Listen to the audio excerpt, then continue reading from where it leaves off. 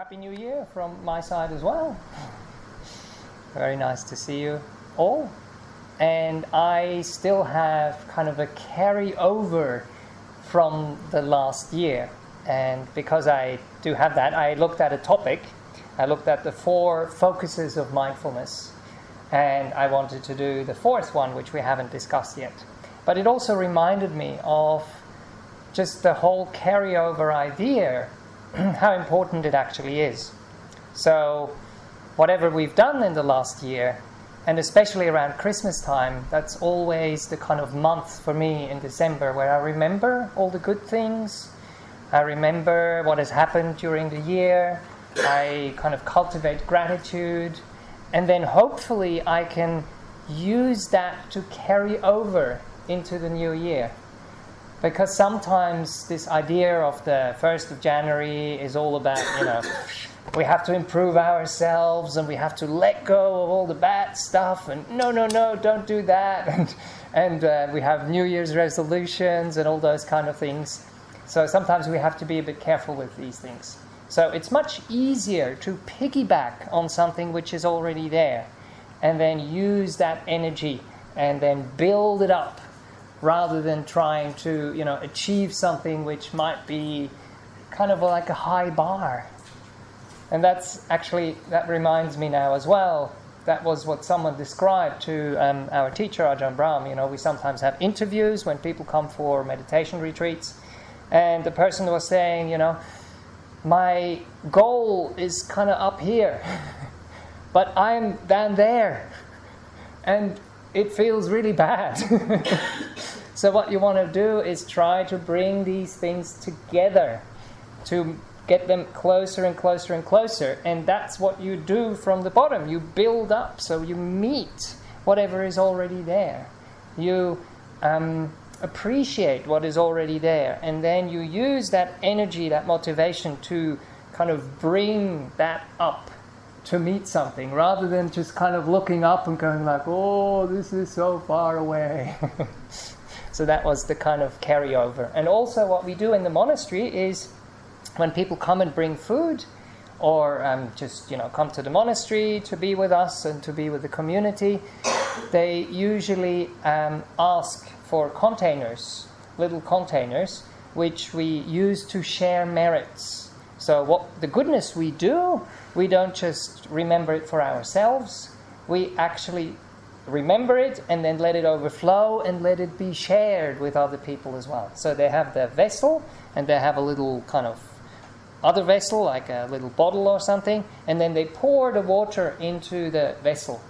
And that symbolizes the good deeds that they have cultivated, that they have done, and they put it in that vessel. And then sometimes there is even 2 vessels, a small one and a big one, and this small one starts to overflow. And that reminded me of this kind of overflow and carryover as well. And we have, I think, about 8. But because we had so many people at the monastery, we didn't have enough vessels. So one of the ladies were asking, where are the sharing merit vessels? And I said, well, they're usually up on the shelf there, but now they're all gone. But I looked in our shed, and we had some that we don't have out, that are not as clean as the ones that we have, but there were more. So I gave it to her, and she was very happy. And then after, the monks give the blessing, usually, after the meal, then the tradition is that they take the vessel with the water and go outside and pour the water on a plant. So we were actually watching her as we were starting our meal inside the monastery through the window, seeing that she's going up. And I just felt I was so happy that I could give her that opportunity to find that vessel and to do that ritual. I know that it's just a ritual, but some rituals can be really important because they have a significance and they inspire us and they kind of give us a picture of something that otherwise just would be a bit dry, basically. Okay, so that's kind of the start for the new year. But let's get back to the 4 focuses of mindfulness. And today we are looking at the focus of mindfulness, which is called in Pali Dhamma. And it's one of those really kind of deep ones and sometimes a bit difficult ones. But what I'm trying to do in these 4 sessions here is just to give an overview and to give an introduction. So we're not going to go into really complicated stuff. But it could be translated as principles. So there are certain principles. There are certain laws. And nature is a certain way. And if we understand reality, if we understand truth, then we can adapt to the truth, be in tune with the truth, flow with the truth, tune into the truth, basically. And so that's what that is about. So I have a few notes, let's see. So it's also about the causation and the deeper understanding of the underlying mechanics and natural laws of things. So that's what we call the Dhamma. The Dhamma in Buddhism is sometimes also referred to as the teaching. The teaching, the truth, the law, nature, whatever you want to call it. So the other principles we already looked at, they really tie into this very nicely. So we understand the underlying mechanics of our physicality, of our bodies, basically. We understand the mechanics of our minds, of the intentions we have, of the thoughts that are happening in our minds as well. And then we have various experiences. And in Buddhism, we talk about 3 types of experiences. We talk about the pleasant ones, the unpleasant ones, and the neutral ones. And the important thing is that we understand when they arise, there is a conditioned response. And when you understand that mechanism, then we can actually influence it in a good way. Right, but now there is a problem. And there is not just a problem, there is one very big problem.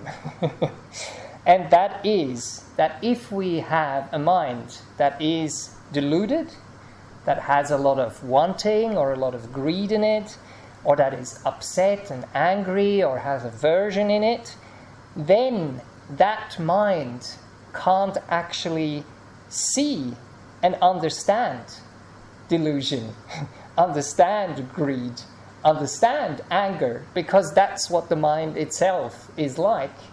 So it's almost like a catch-22. So how do we make sure that we, even though those states do arise, we can get some insight into these states and we can develop some wisdom? That's actually what we are after. So what is mentioned in the scriptures very often is this one sentence that is very striking, and that's the sentence which kind of binds us to this existence, but also binds us to all these habit patterns that keep repeating. And it goes like this: blinded by delusion and addicted by wanting. And when we talk about wanting, we always talk about not wanting as well. That's kind of the same side, that's 2 sides of the same coin. That's how you say it. So what often happens, I brought some Lunic cartoons with the first 2, and I have one as well here for this one today. Again, it's probably a little bit small, but I will describe it to you, and you can have a look at it afterwards. So there is 2 signs, and there is a rather kind of despondent, sad-looking man looking at those signs. And the first one on your left here says the way life is supposed to be, and it's all written neatly and it looks nice. And then there is this other sign, and it's very hard to read it actually, because it says the with the E the wrong way around, and then WA, and then the Y went down on the next line, and then things are crossed over, life is misspelled, and then actually is okay, actually, but then, no, the Y is missing, and the I is missing as well. It has fallen off the sign and dropped to the ground. So now, that's kind of what I talked about before, isn't it? This kind of expectation of how life should be and how it actually is. And the question is, how do we relate to this? And what I mentioned before with the problem of having delusion is one of those delusions is also that we are in denial, that we don't actually want to see what is not working out, what is sub-ideal. But the problem is, if we don't look at the things, if we don't understand the things, then we can't solve the problem. And I don't encourage you to be feeling like this gentleman here. So you don't have to be sad about this. Sometimes people misunderstand. They think, Buddhism is talking about suffering, and it's all so negative. But if we don't know what the problem is, if we look away, if we are afraid, we can't solve the problem, can't we? So we first have to look, and that's how we can make sure that we don't reject, that we go into acceptance, and that we learn how to wisely respond. So now, because, as I said, deluded mind can't see its own delusion, so how do we go about this? So what Buddhism teaches us, and what many other traditions would probably teach us as well, is that we need to do this gradually, step by step.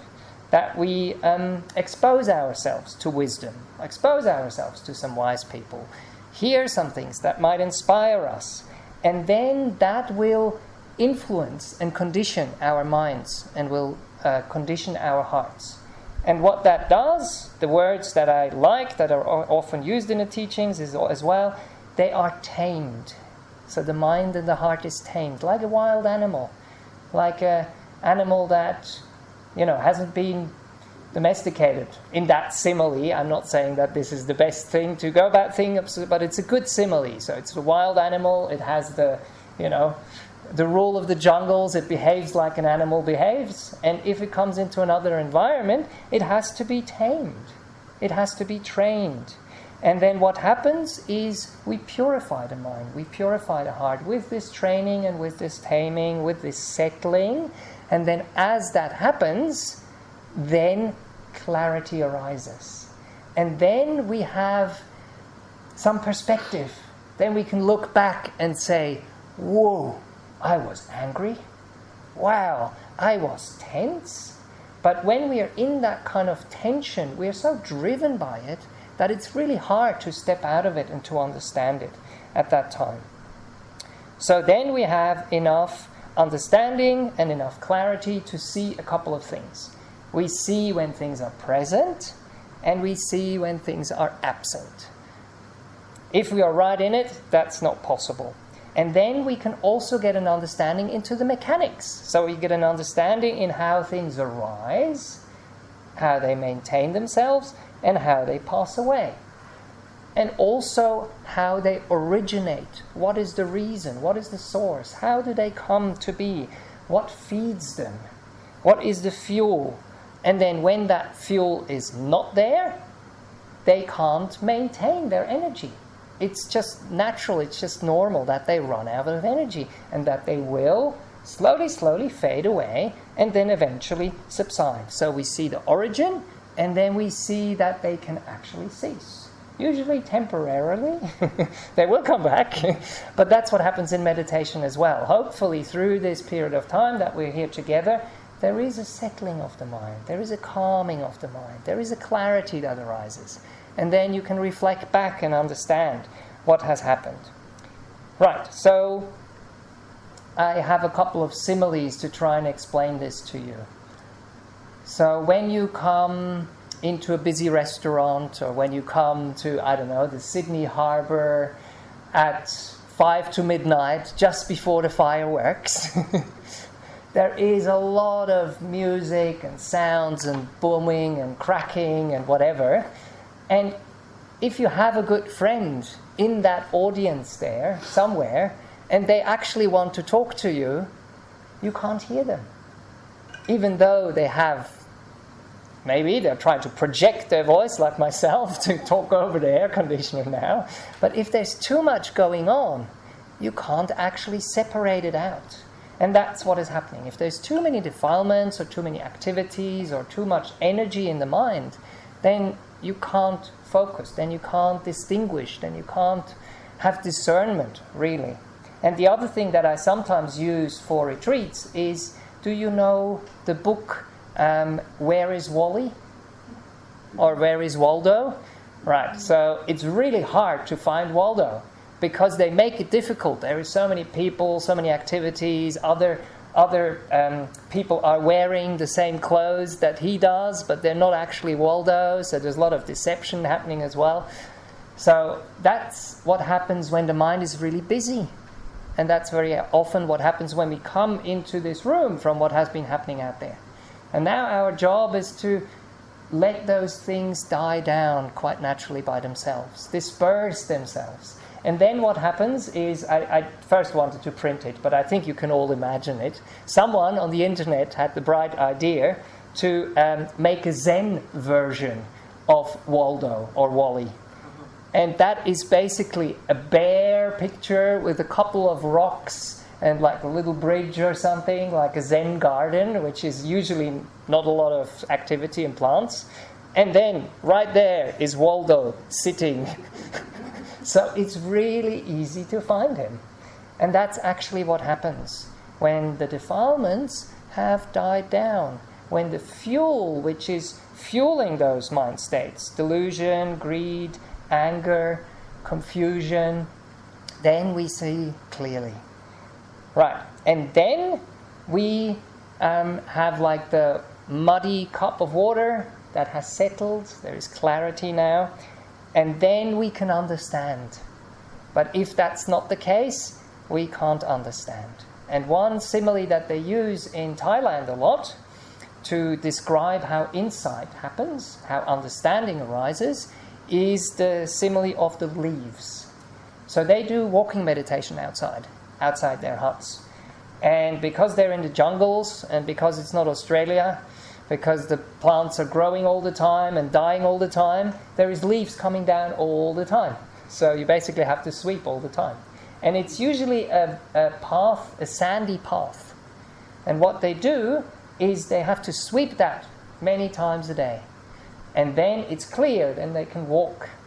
And that's kind of our job as well in meditation, and then also in our daily life, to keep sweeping, to keep settling, to keep making sure that we calm things down rather than agitating things. And then, if we are walking on the sand and the leaf drops, then we stop and then we watch the leaf and we can see its movement and we can see where it falls and we can see its shape and we can zoom into it, zoom close, we can even crouch down. But now, if we haven't swept, there is, thousands of leaves in the forest.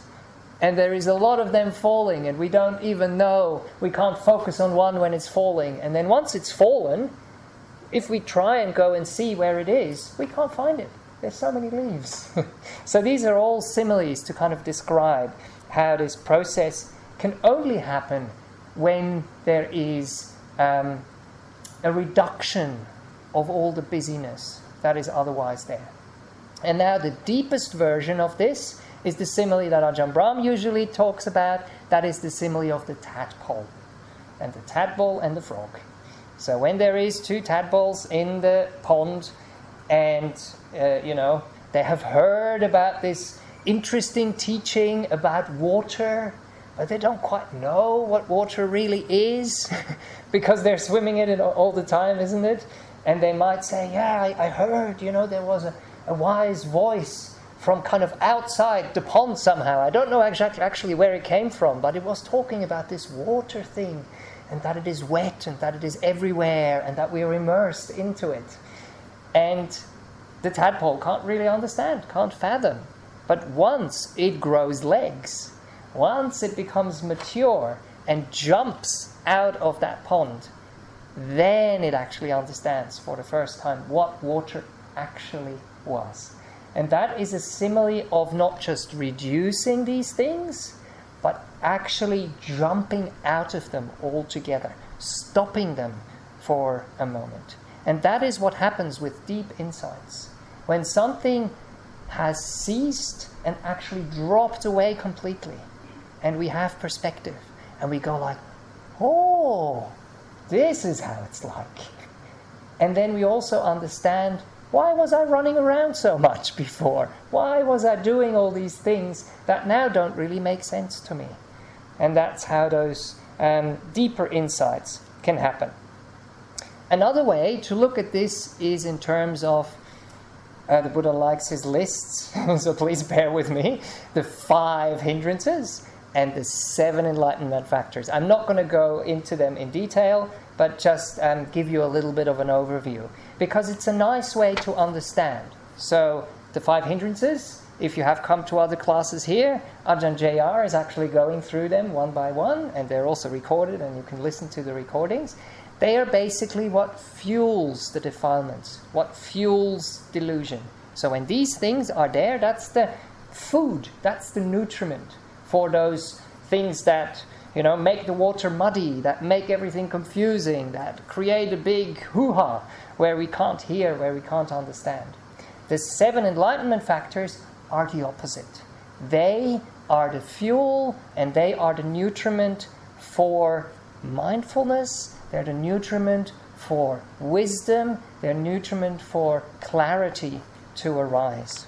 So just as a little reminder, I'll go through them soon, but once we understand that there are certain things that need to be avoided and overcome, that's the 5 hindrances, and we need to understand there are some things that have to be cultivated and that have to be grown and then maintained. That's the 7 enlightenment factors. So let's just go through them quickly, because I talked about them a little bit already. Wanting, not wanting, aversion, that's the first 2. Ill will, sometimes it's called as well. Then dullness and drowsiness. I think that's what Ajahn JR talked about just last time.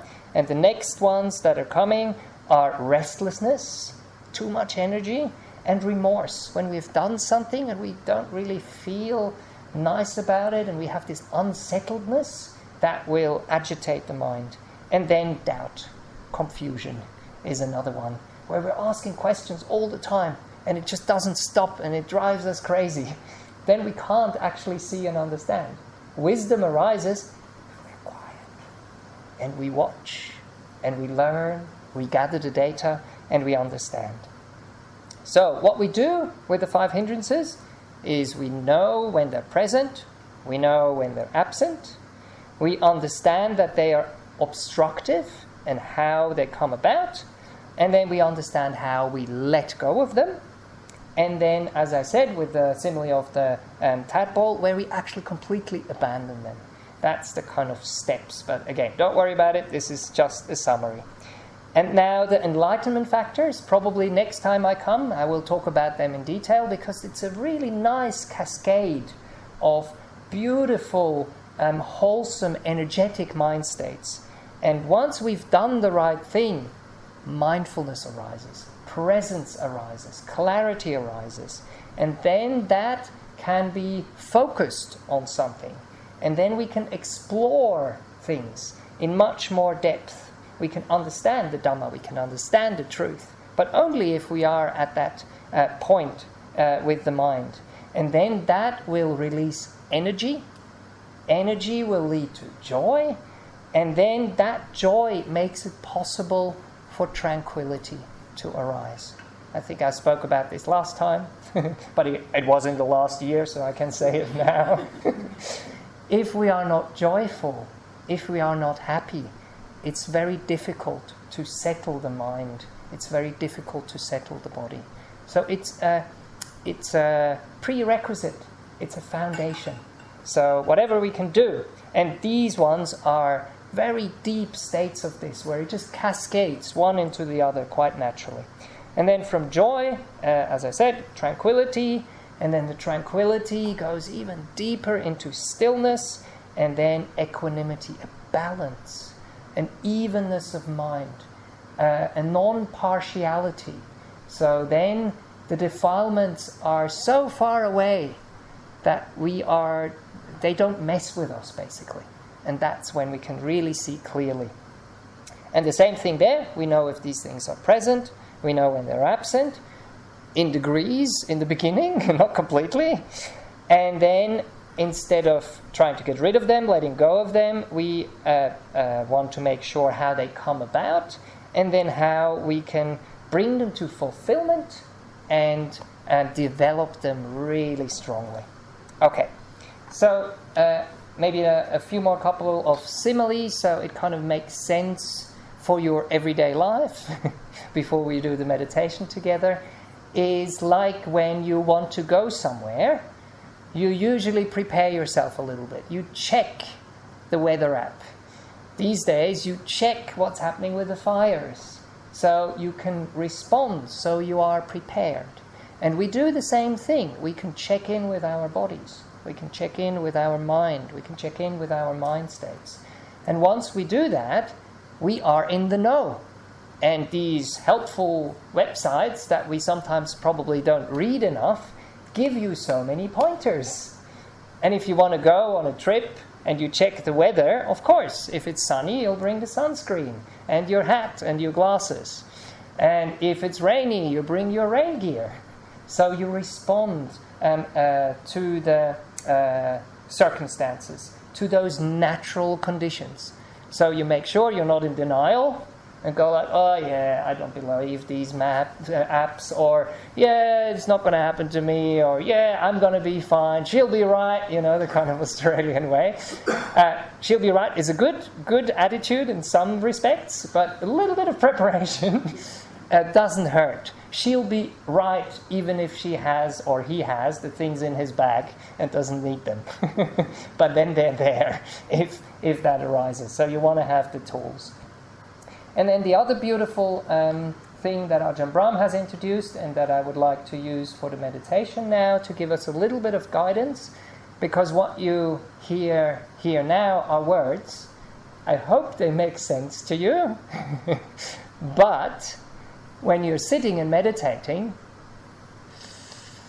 they can help as pointers, but we have to actually do it, isn't it? We have to actually feel it. And that's how practice develops, and that's how practice flourishes, and how practice works. So you have to check in. You have to feel with your own stuff that is going on.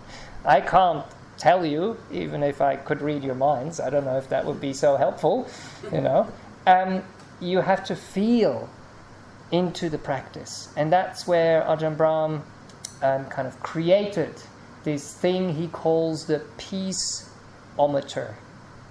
And peace is a wonderful word, because peace is basically what arises at the end of this whole cascade of the enlightenment factors. When we are settling things down, when we're calming things down, that's what arises. And when we can start to be more in tune and more receptive of that peace, then we know if we're walking in the right direction or not. So he kind of says it's like a dial in your car where you know what the speed is you're doing. And so with the peaceometer you can go, say, from 0 to 10, and 0 is like, completely off your head, crazy. And 10 is just absolutely peaceful and still and, blissed out in a beautiful way, energetic but still and poised. And then you can kind of gauge where you are and feel your way. Is the needle going down or is the needle going up? But maybe I actually put it the wrong way around, hey? 10 is probably the agitation. That makes more sense. Yeah? You're revved up and there's lots of energy. And 0 is just this settledness and this peace and this stillness. So let's see if we can explore that together in the meditation. Okay, wonderful. Do we want to switch off the lights? Is it going to help, or I don't know. Thank you very much. Okay, there's the switch. Great. Okay, so make yourselves comfortable. Aha, yes. Is everyone comfortable? Yep. Good.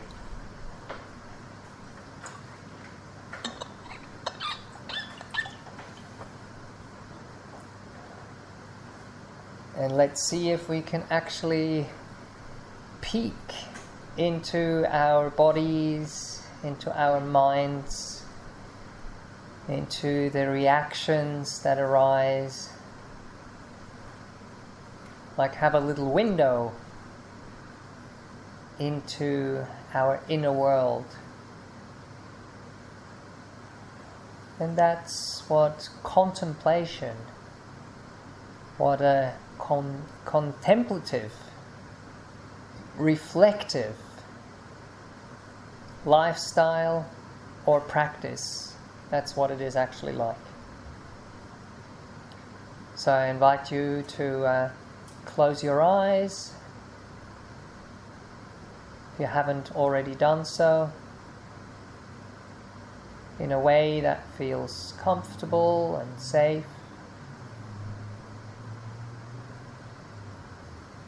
If at any time you need to peek, that's fine. You can open your eyes, let in a little bit of light that is still out there. If you are maybe a little bit sleepy as well. And then as you feel and connect to your body and to your mind, then you can adjust, and that's what I'm actually doing now, because I'm in touch and I care for the body's and the mind's well-being. Of course I adjust, of course I adapt. Meditation is not about pushing, denying, forcing. It's about understanding and then working with, cooperating.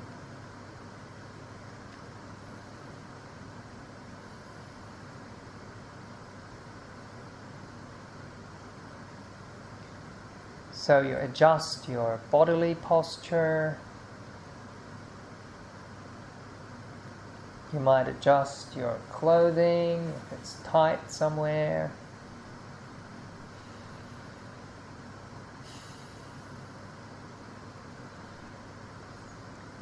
You might adjust your breathing.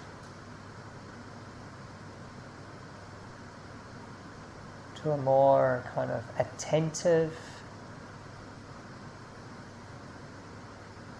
serene, peaceful way of being.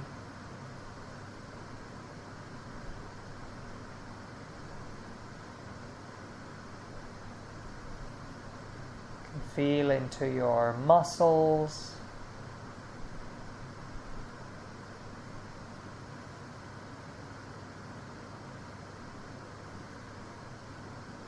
Into the tendons,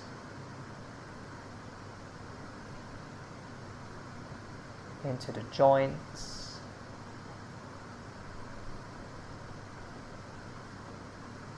right down to the bones.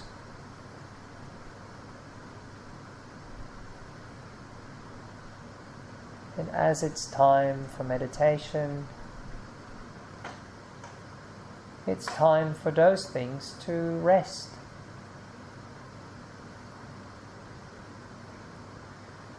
To relax.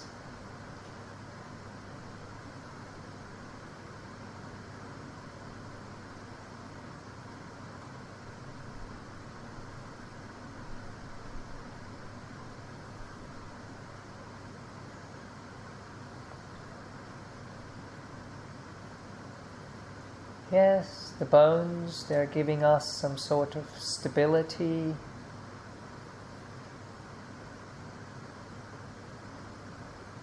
But because we are not active right now, we can allow the ground, the chair, cushion, if you have back part of a chair as well, to be that support.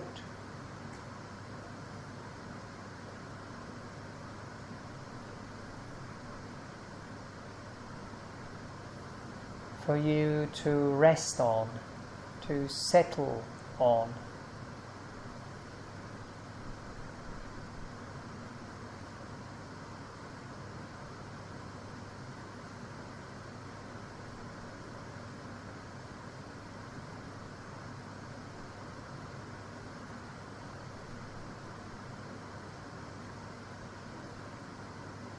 And maybe at this stage we're not talking about peace as such, but we are talking about a certain relief,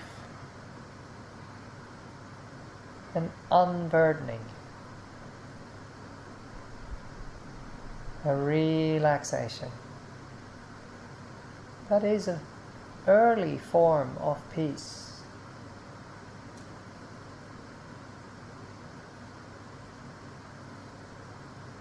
Surrender to that. Give yourself to it.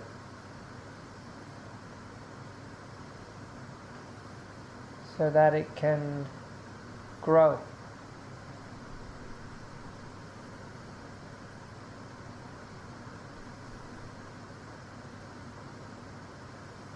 So starting from the bottom, from your feet, allow your feet to rest, to relax. Let them be held.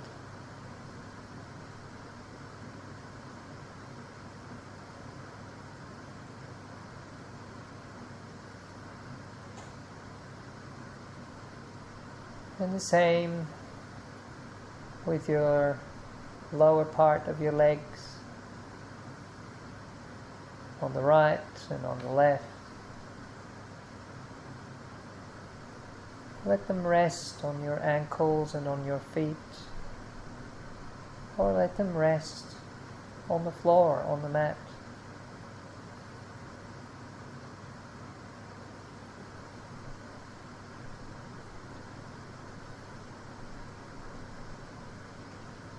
And if you have pets, cats or dogs, when they come to their favorite place, they usually kind of wiggle around or maybe even encircle it a couple of times, and then they kind of snug into position so that it's just right. See if you can allow your feet and the lower parts of your legs to do that. To feel safe, to feel secure.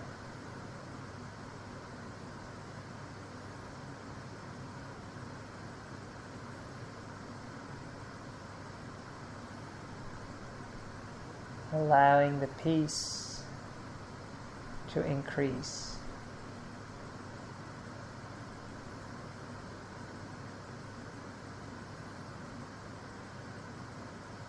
And then allow your knees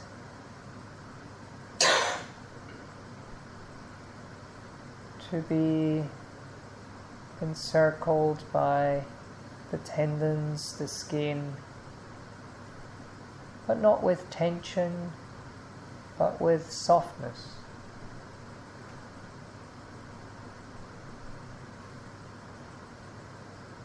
Let them sink into it, let them be carried.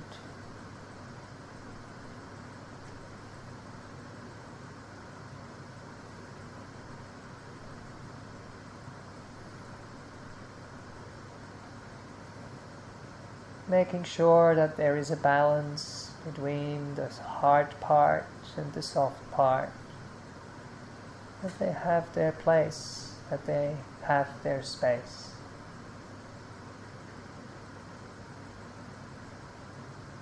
To be.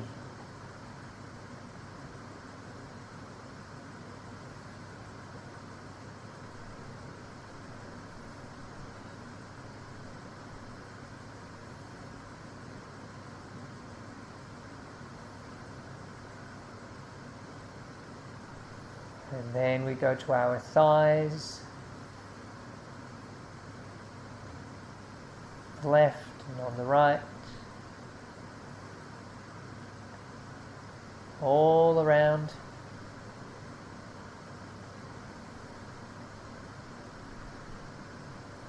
Let them soften.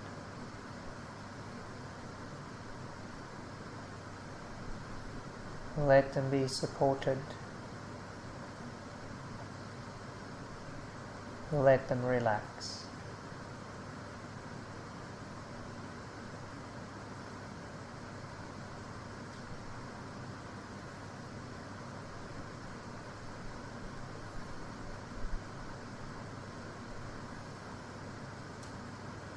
And as the relaxation grows, you start to understand how tense you actually were. If you're in it, you often don't know it.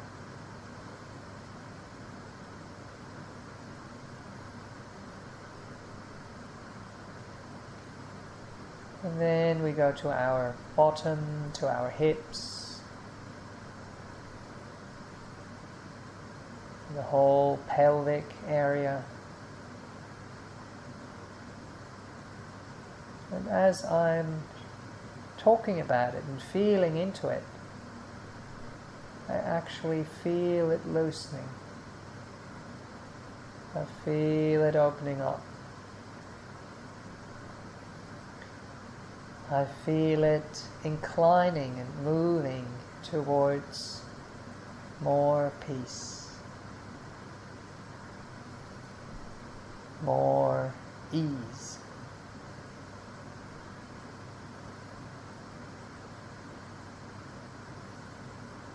Surrendering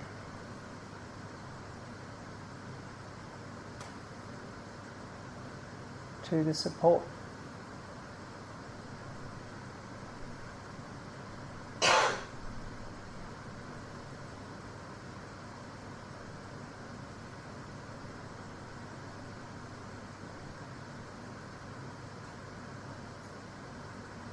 And then we can move upwards into the belly,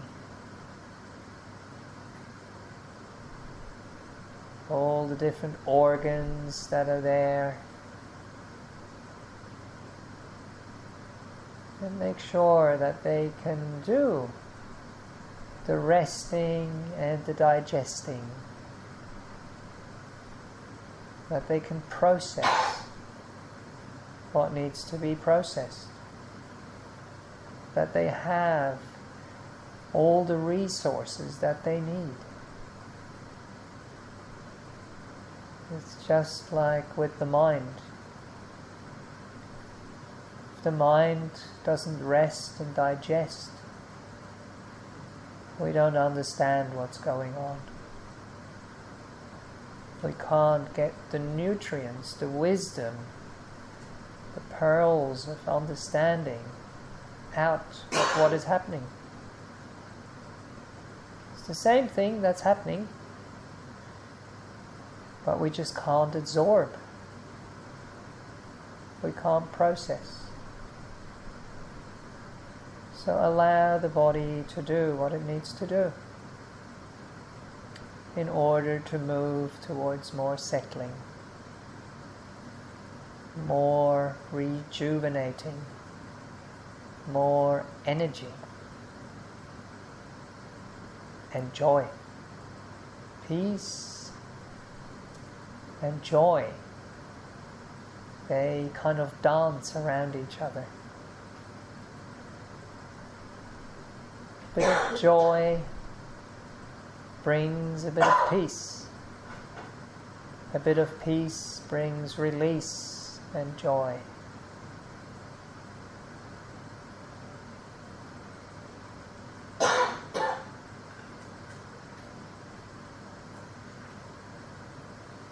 Feeling the lower part of the back.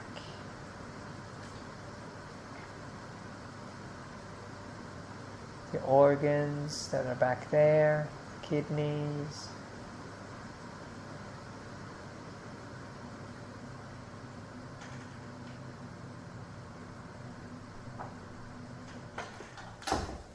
And we can also feel the spine.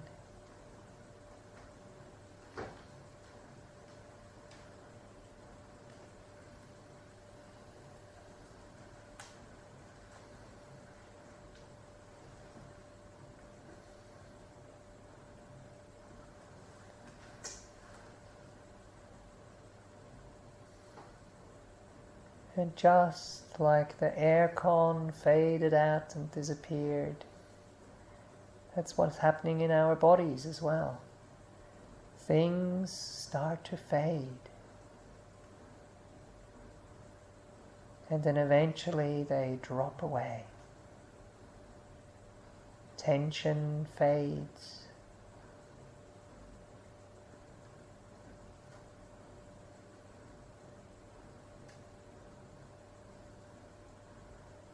It moves into relaxation and ease.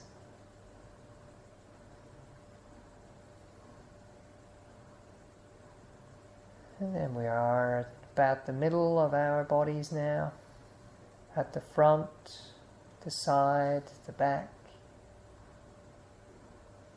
moving towards the chest, upper back, and feel free to make little adjustments as you go.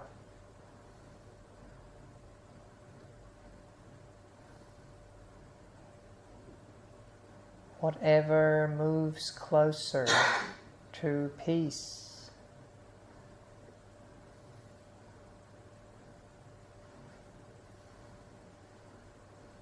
Relaxation and ease.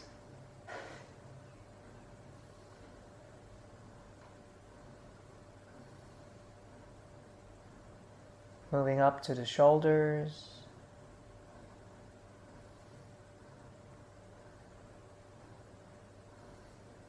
Shoulder blades, the joints of the arms,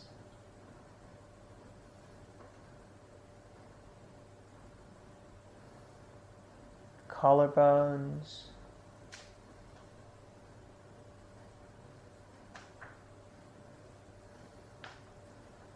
allow everything there to gently sway with the natural breath.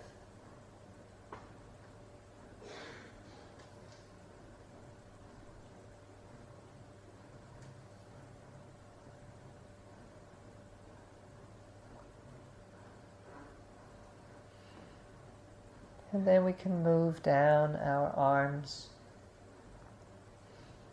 And as we connect to them, we can ask ourselves, are they in the right spot?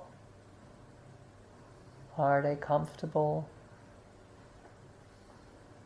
Are they at ease? If yes, great. If no, please feel free to adjust.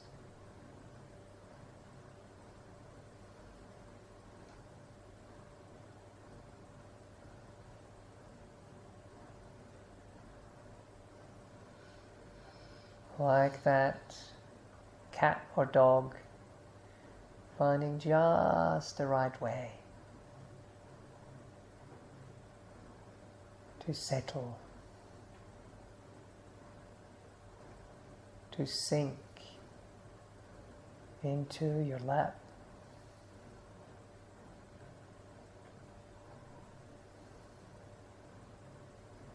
Or rest on your thighs.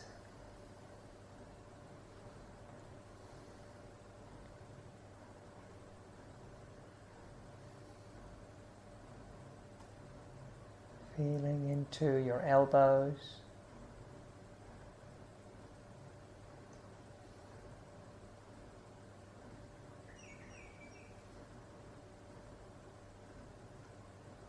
into the wrists,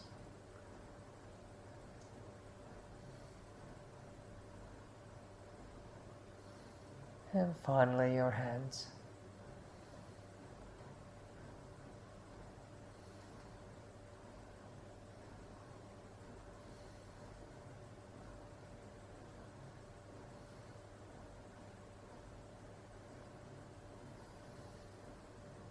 The palms, the backs, the fingers.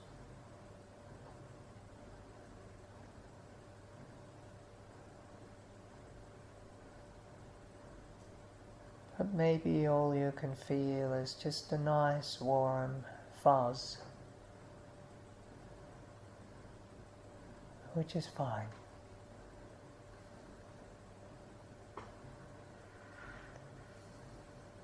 whatever is conducive to peace.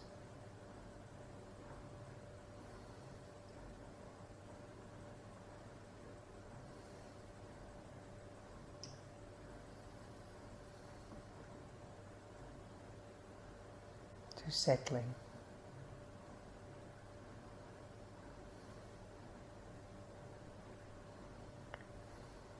And then you can allow your neck and your head to balance on top of your shoulders. The extension of your spine.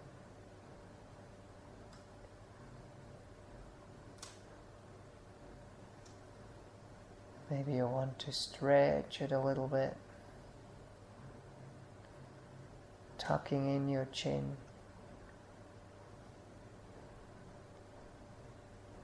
and allowing it to be at rest.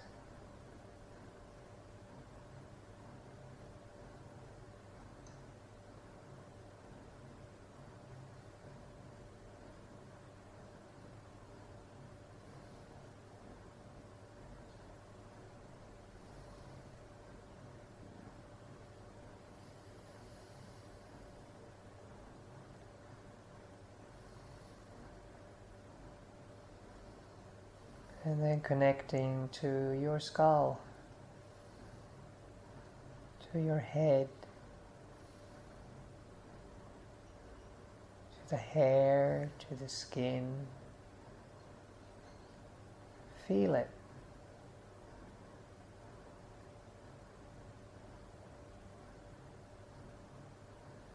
Loosen it. Relax it. Soften it.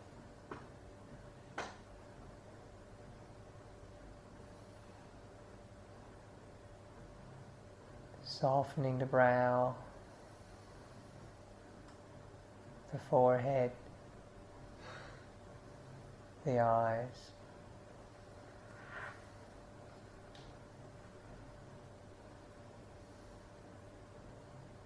Relaxing the nose, the cheeks, the mouth, and the jaw.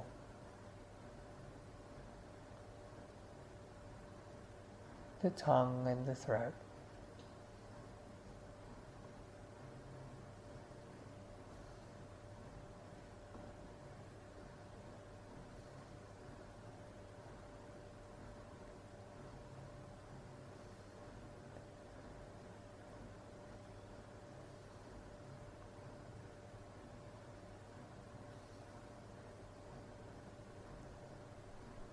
And then allow the peace that has arisen, that has rippled out into the body, to also ripple out into the mind.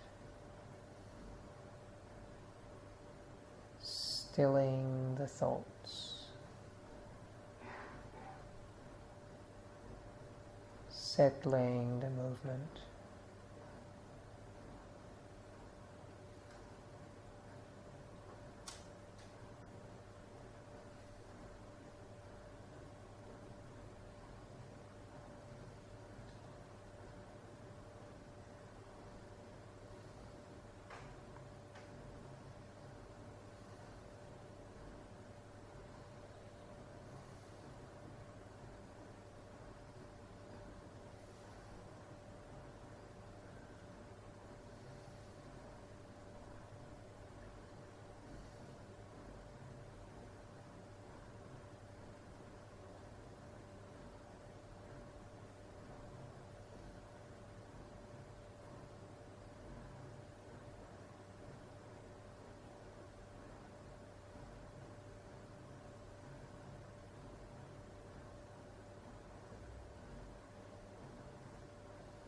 Surrendering to peace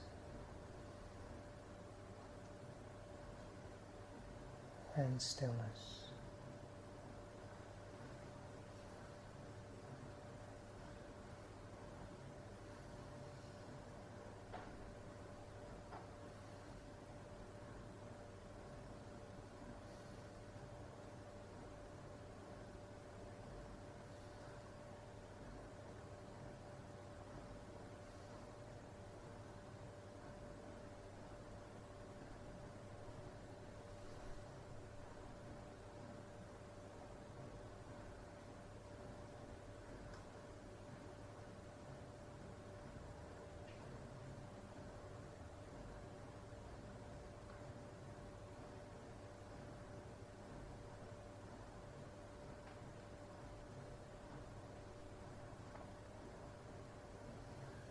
And now is the perfect time to reflect, to understand, to get some perspective.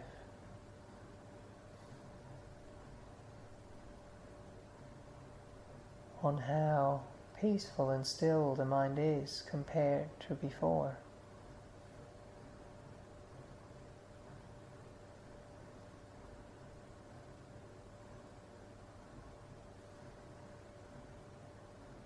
Feeling, knowing, understanding that the friction has decreased, that the movement has slowed down,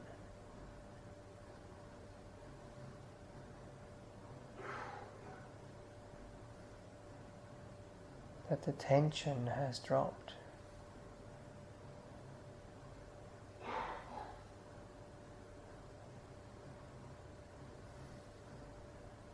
The clarity, the ease and the peace have increased and grown.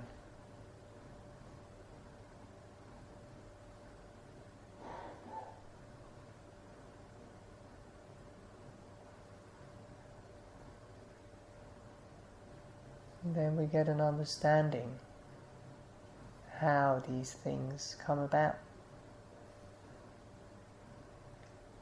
How the beautiful things are cultivated.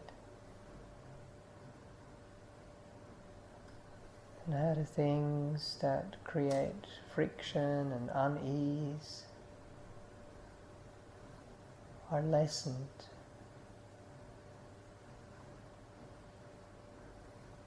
Or even let go of.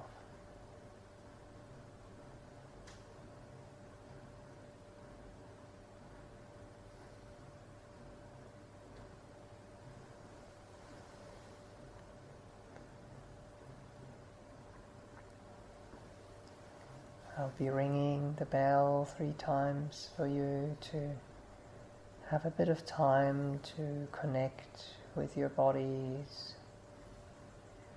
to inhabit them again, and to start moving outwards from looking in to looking out, but hopefully maintaining some of the peace, some of the clarity, some of the reflectiveness.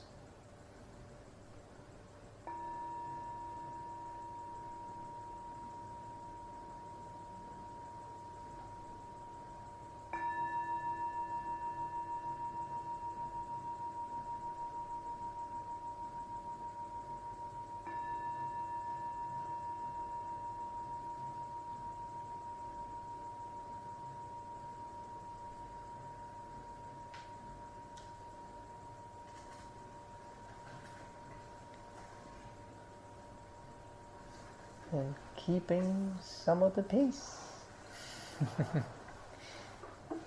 Because that's what we're all after, isn't it?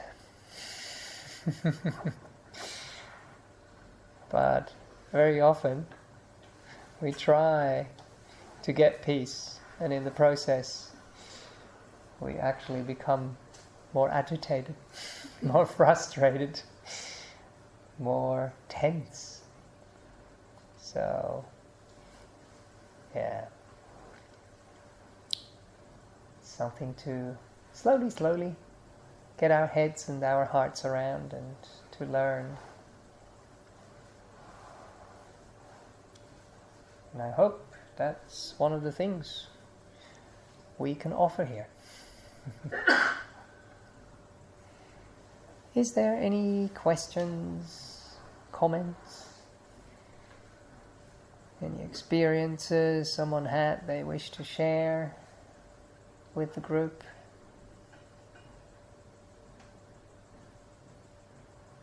Okay. Thank you for coming along, and have a good journey back home. Thank you. See you another time.